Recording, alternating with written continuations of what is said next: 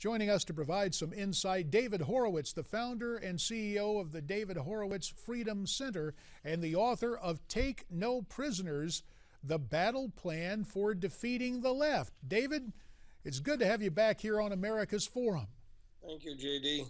Good to be back. Now, Charlie Crist looked to me to be an effective ad, calling him a flip-flopper, but now he's flipped out to a substantial lead in the polls. What does this mean for Republican incumbent Rick Scott? Well, JD, I wrote an article asking why are the Senate races even close? You have a president who's deliberately lost the war in the Middle East, created a power vacuum that ISIS has entered. On his watch, 18 million refugees have been created in the Middle East. We're now facing the greatest terrorist threat we have ever faced.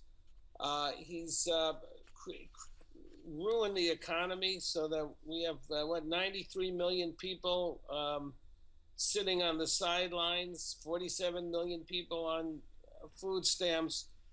I think every race should have been nationalized, and that Republicans, should be running on the disaster that this president and this party and all of its, you don't have dissenting Democrats. They're all supporting it. Obamacare has destroyed the individual freedom. We don't have a choice now in our health care. You could go on and on. Look, he's brought in these across the border, and this is something Florida should be sensitive to. There are epidemics in this country of rare viruses from Central America, thanks to Obama. But Republicans are kind of running campaigns of business as usual and issues as usual. The fact that Charlie Crist is a flip-flopper is very old news. That's not what you should be running on. So in retrospect, he should have been, rhetorically speaking, joined at the hip with Barack Obama, and Rick Scott should have nationalized this gubernatorial race in Florida, in your opinion. I think so. I'm not familiar with all the domestic issues in Florida, but I would guess that Obamacare is a huge one. I believe in Iowa, it's been shown, the polls show that the Obamacare issue is the primary concern of the voters. So if Scott is not emphasizing that, it's not a surprise to me. He's behind. But Republicans let the Democrats get away with murder.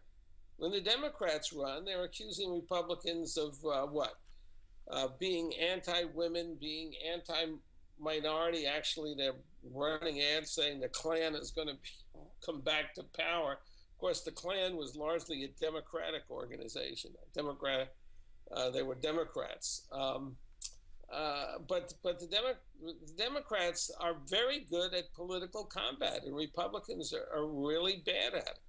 I've written this whole book called Take No Prisoners, describing it. They're pathetic when it comes to fighting the political war.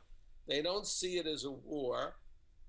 They don't use moral language.